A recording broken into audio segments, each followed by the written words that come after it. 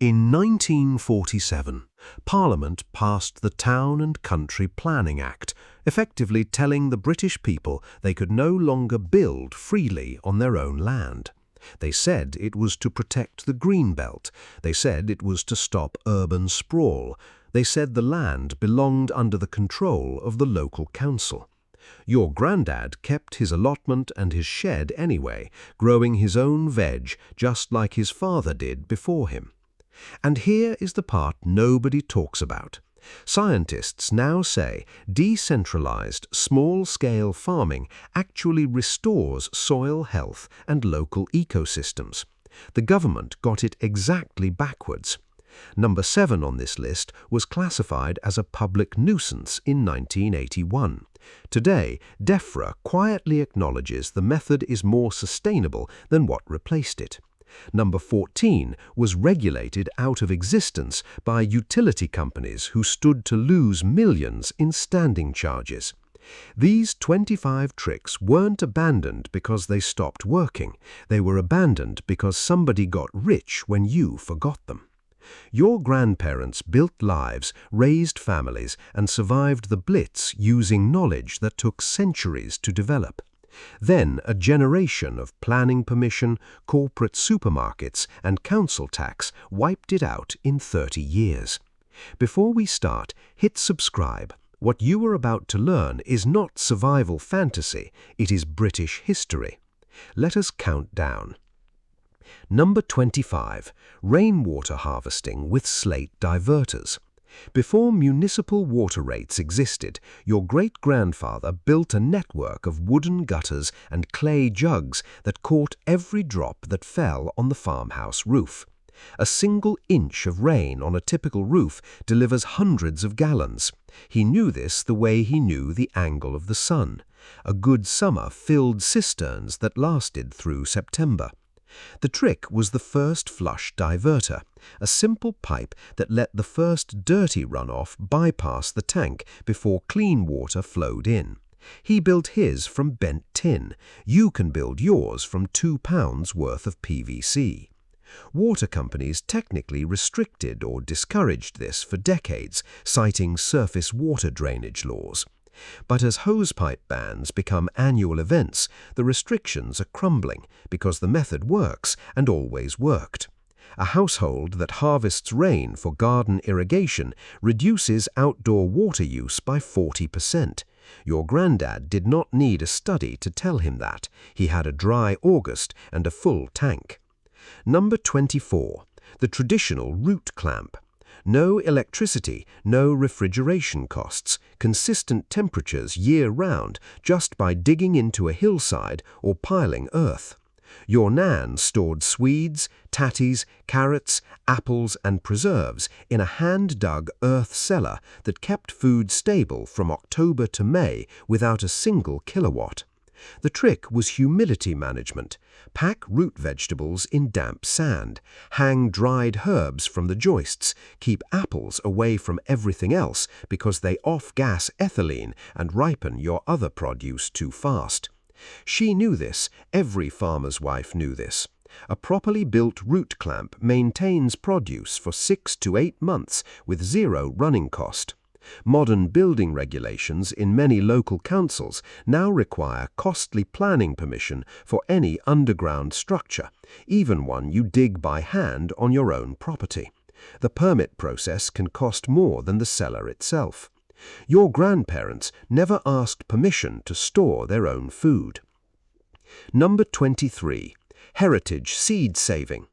Every autumn, your granddad walked the allotment with a paper bag and collected seeds: tomatoes, runner beans, squash, marrow. He spread them on newspaper, let them dry for 2 weeks, then stored them in labeled envelopes in a cool, dry place. The next spring, those seeds grew, and they grew true, identical to the parent plant because they were open-pollinated varieties bred over generations. By 1970, seed companies had begun quietly replacing open-pollinated varieties with F1 hybrids that produce sterile second-generation seeds. Today, a handful of corporations control over 60% of the global commercial seed supply. Strict Ministry of Agriculture and National List of Varieties regulations control what can be commercially sold. Your granddad never needed a license to grow food from his own harvest. Seed libraries now exist across the UK specifically to preserve this knowledge. Use them. Number 22. Backyard pig rearing and slaughter. In 1952, during the era of neighborhood pig clubs, if your family raised hogs, you slaughtered them yourself in November when the weather turned cold. A large pig yielded hams, bacon, sausages, lard, crackling, brawn, and black pudding. The whole village came. Everybody worked. Nobody wasted a single thing. Local council ordinances began banning backyard slaughter, ostensibly for sanitation, but inspectors rarely showed up at commercial abattoirs where conditions were genuinely horrifying. The laws targeted small producers who were direct competition to industrial meat packers. The technique your granddad used, followed by immediate exsanguination, is actually the most humane and sanitary method available. The Animal Welfare Act and strict abattoir regulations have made this incredibly difficult, but the knowledge is worth preserving. Number 21. Beef dripping and lard as the only cooking fat you need. First pattern break. When margarine launched, corporations spent millions convincing the British public that their hydrogenated seed oils were cleaner, safer, and more modern than dripping. They hired home economists. They published cookbooks. They did not tell you that hydrogenation produces trans fats.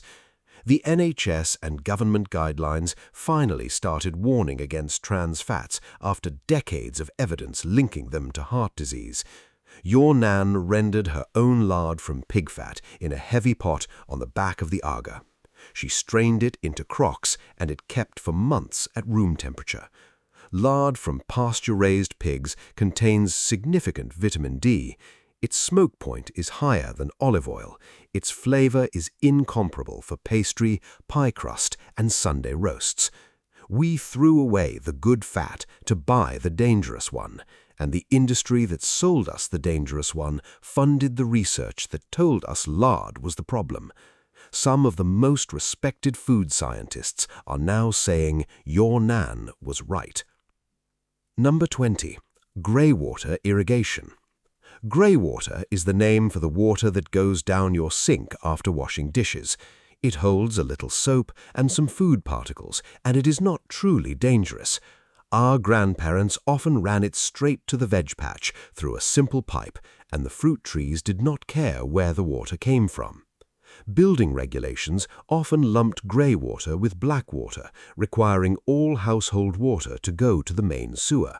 That meant perfectly usable water was treated, chemically processed, and pumped back at enormous energy cost just to keep the water companies in profit.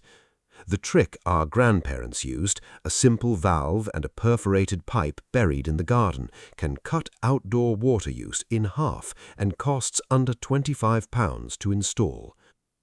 Number 18. The traditional smokehouse or kippering shed. Every rural estate had one, a small wooden or stone structure where hams, bacon slabs, sausages and fish hung from iron hooks above a smouldering fire of oak or apple wood. Cold smoking at temperatures below 30 degrees C preserved meat through chemical action, the smoke depositing antimicrobial compounds directly into the flesh. Your great-grandfather's smokehouse kept pork edible for a year without refrigeration. Building regulations now require planning permission for any permanent outdoor structure. The Clean Air Act of 1956 and local environmental health nuisance laws restricted open burning in most areas. But on your own property, out in the country, the practice remains a lost art. The technique is specific. You need a separate firebox connected by a pipe so the smoke cools before reaching meat. You need hardwood, not softwood, which produces toxic resins. Your granddad learned this from his father and could do it in his sleep. Number 18. Foraging on common land. Second pattern break. In the 18th and 19th centuries, the Enclosure Acts stole the lands that ordinary British families had foraged for generations. By 1950, families across the UK still gathered wild garlic, morels, cobnuts and blackberries from local woodlands as a matter of course. Then came the regulations. The Wildlife and Countryside Act of 1981 made it technically illegal to uproot any wild plant without permission. The rules were designed for commercial foragers, but enforcement often swept up subsistence families who had gathered from those lands for 100 years. Your Nan knew which plants were safe because she learned from her mother. That knowledge, which mushrooms, which berries, which roots, is not intuitive. It requires direct transmission from person to person. Where it survived, families eat better and cheaper. Most Forestry Commission lands allow personal use collection without a permit. Read the specific regulations for your local woods, then go. Number 17. The earth closet and night soil. Before indoor plumbing reached rural Britain, the outhouse was standard issue. A properly managed earth closet, sited correctly and maintained with a covering of ash or soil after each use, is a functional sanitation system that produces no sewage, requires no water, and creates no water pollution. Your great-grandmother used one her entire life and never thought twice about it. The process, when done correctly through high-temperature composting, produces material safer than municipal sewage sludge, which is often contaminated with pharmaceutical residues. Local building control and environmental health codes now require connection to a main sewer or an approved, expensive septic tank. The underlying principle that human waste is a resource rather than a hazard is one your ancestors understood without any regulatory framework telling them so. Number 16. Traditional skep beekeeping. Beekeeping need human help right now. Colony collapse disorder has wiped out managed bee colonies every single year. The cause is complex, involving pesticides, habitat loss, and monoculture farming. Your granddad kept bees in woven straw skeps or simple wooden hives at the bottom of the garden. He harvested honey in September, left enough for the colony to winter, and gave the surplus to neighbors. No registration, no inspection, no permits required. Now the National Bee Unit pushes for registration and local councils entertain noise and nuisance complaints. These rules have made backyard beekeeping complicated enough that many would-be keepers give up. The technique has not changed: smoker, veil, and patience. Keeping a hive in your garden is one of the most subversive acts of ecological restoration available to an ordinary Briton. Number 15. Raw milk straight from the cow. Third pattern break. Raw milk regulation is the clearest example of regulatory capture in food history. It is entirely banned from retail sale in Scotland and heavily restricted in England and Wales. The stated reason was pathogen risk. The actual driver was the dairy lobby, which had invested heavily in pasteurization infrastructure and needed to eliminate small-scale competition. Here is what the science actually shows. Pasteurization kills beneficial bacteria and enzymes along with harmful ones. Studies consistently show that children raised on raw milk from known healthy cows have significantly lower rates of asthma and allergies than those drinking pasteurized milk. Your Nan milked her cow or goat every morning and fed her children the milk within hours. The animal was healthy because she could see it. The risk was and is manageable with basic sanitation. The knowledge is worth having, even if the access is complicated. Number 13. The Victorian Ice House. Before mechanical refrigeration, ice was harvested from frozen ponds in January and stored in underground brick ice houses packed with sawdust as insulation. A properly built ice house kept massive blocks of ice solid from February through August. Your great-grandparents used this ice to preserve butter, cream, and meat through the summer. You cut thick blocks, transport them by cart, and pack them tightly with sawdust from the nearest mill. Packed correctly, a massive block loses only a few inches per month. The knowledge of ice house construction is essentially gone from practical memory. It exists in historical records and national trust properties. In a scenario where the national grid fails, the ice cellar is the difference between preserving food and losing it. Nobody banned ice, we just forgot how to keep it. Number 12. Wood gasification for vehicles. This one sounds like science fiction. It is not. During WW2, with petrol strictly rationed, thousands of European and British vehicles ran on wood gas, a mixture of hydrogen and carbon monoxide produced by heating wood in a low-oxygen environment. The gas was fed directly into the engine's carburetor. Tractors and automobiles ran this way for years. Your granddad's generation knew about this technology. A vehicle modified to run on wood gas can travel miles on hard wood blocks. Today, DVLA regulations and MOT emission standards make this practically illegal for the road. But the modification involves attaching a gasifier unit to the air intake of a petrol engine. In a long-term grid-down scenario, the family with a woodlot and a gasifier keeps moving when everyone else is parked. Number 11. Hedgerow medicine. Fourth pattern break. The medical establishment lobbied aggressively throughout the 20th century to discredit botanical medicine. The 1968 Medicines Act severely restricted what herbalists could say or prescribe, pushing traditional remedies to the fringes. Your Nan kept a kitchen garden of medicinal plants that her community had used for generations. She made elderberry syrup for immune system support, yarrow to stop bleeding, plantain, the common lawnweed, used as a drawing poultice for splinters and stings, valerian root for sleep, and chamomile for digestive upset. None of these are magic. All of them have documented mechanisms of action that modern phytochemistry can explain. The law does not permit making specific health claims, but it cannot make the plants illegal. Your Nan did not make claims. She made tea, poultice, and tincture. Her family was healthier for it. Number 10. Craft building and community barn raising. Before licensed contractors, building control, and planning permission, Britons built their own homes and barns using community labor. The village gathered, the frame went up, everyone contributed what they knew, and everyone left fed. A family could have a solid timber home on the land within a single season using this method.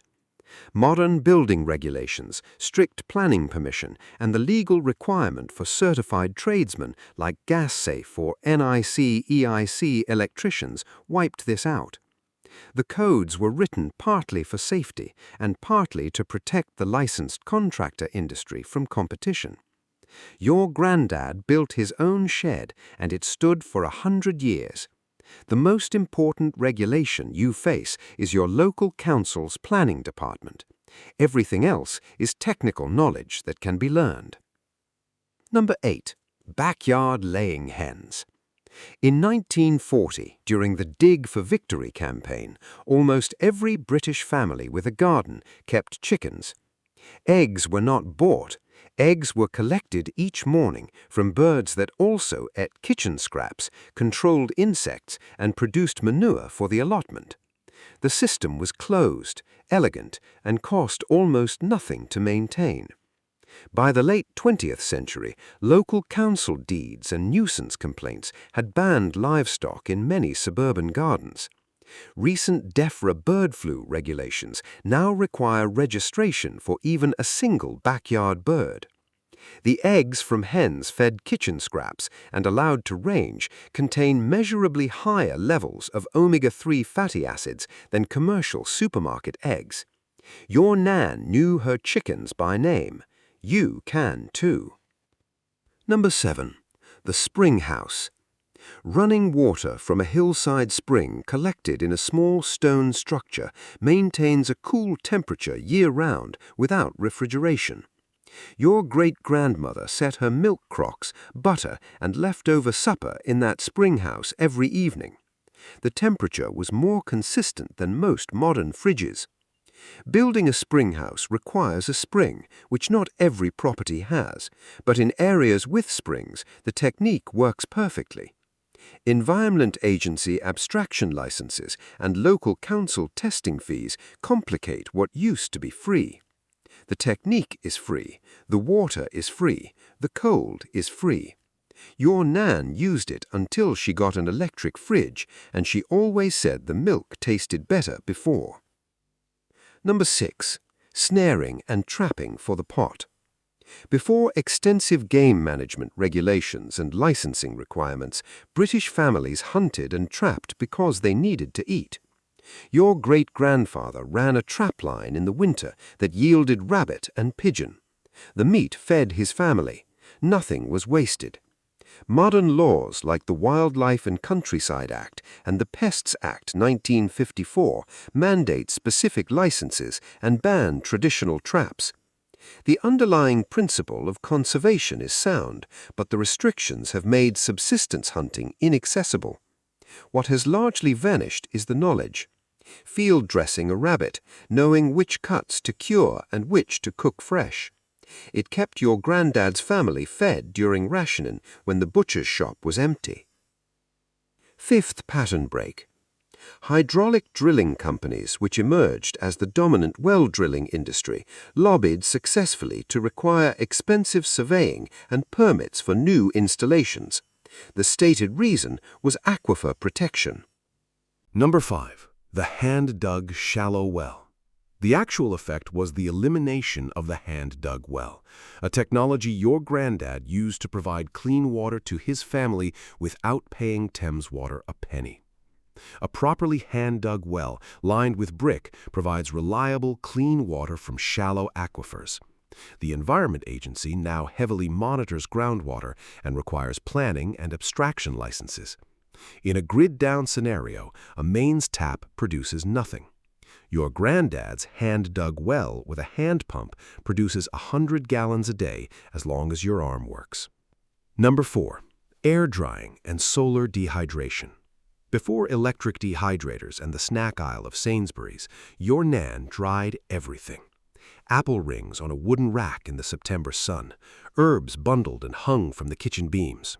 A simple drying box with a glass lid and a dark interior can dry fruit and veg in days using nothing but sunlight. The dried product stores at room temperature for months. There is no regulation against drying your own food. This is the most purely legal entry on this list. What there is forgetting. The knowledge of proper drying temperatures, the signs of case hardening. This knowledge is almost gone from ordinary British households. It takes an afternoon to learn. It is worth a winter of food security. Number 3. Wattle and daub or cob construction. Walls made from a mixture of clay, sand, straw, and water have been used in Britain for centuries. Traditional cottages were built with it and are still standing. The walls stay cool in summer and warm in winter because of their thermal mass. They require no manufactured materials. They cost almost nothing. Modern Building Regulation Part L, concerning the conservation of fuel and power, dictates strict R values. Cob construction works differently from modern insulation, relying on thermal lag rather than resistance. For that reason, it fails standard modern building codes. The default assumption of British building regulation is that you buy manufactured materials and hire licensed labor. Your ancestors picked up their building material from the ground. Number 2. Home distillation of spirits. Home distillation of spirits remains a criminal offense in the UK with severe penalties, requiring an expensive license from HM Revenue and Customs. The regulation exists purely to protect government excise duty. It has nothing to do with safety. Your granddad fermented apple cider into hard scrumpy that kept through winter. The knowledge of fermentation, which is entirely legal, is the foundation of food preservation. Sourdough, vinegar, cheese, beer, and mead are all fermented foods that your Nan made routinely. Home brewing of beer and wine is legal, distillation is not. But the fermentation knowledge that underlies everything is knowledge that belongs to your family. Number 1. Total life independence. This is not a single trick, it is a philosophy, and it is the one that connects everything else on this list. Your great-grandfather's croft or smallholding ran on sunlight, wood, water, and animal labor. He grew his own fuel, his own food, his own medicine, and his own building materials. He was not poor, he was sovereign. He owed nothing to a utility company. He owed nothing to an agribusiness. He owed nothing to Tesco or Sainsbury's. The entire infrastructure of modern British dependency, the national grid, the municipal water system, the commercial food supply, was built within living memory and sold to us as progress. It is progress in many ways, but your granddad knew something the generation that came after him forgot. A man who produces nothing is dependent on whoever produces everything. Every item on this list is a piece of that sovereignty. None of this is prepping paranoia. It is how human beings lived on this land for the entire length of British history before the last 60 years. Your grandparents knew all of it. We forgot it in a single generation because forgetting was profitable for someone else. Here is your challenge. Pick one, just one. Collect rainwater this week. Plant a row of heritage seeds. Tell me in the comments which one you are trying first. Tell me if your grandparents did any of these, because I promise you, somebody in your family tree knew every last trick on this list. That knowledge did not die, it just went quiet. It is time to start listening again.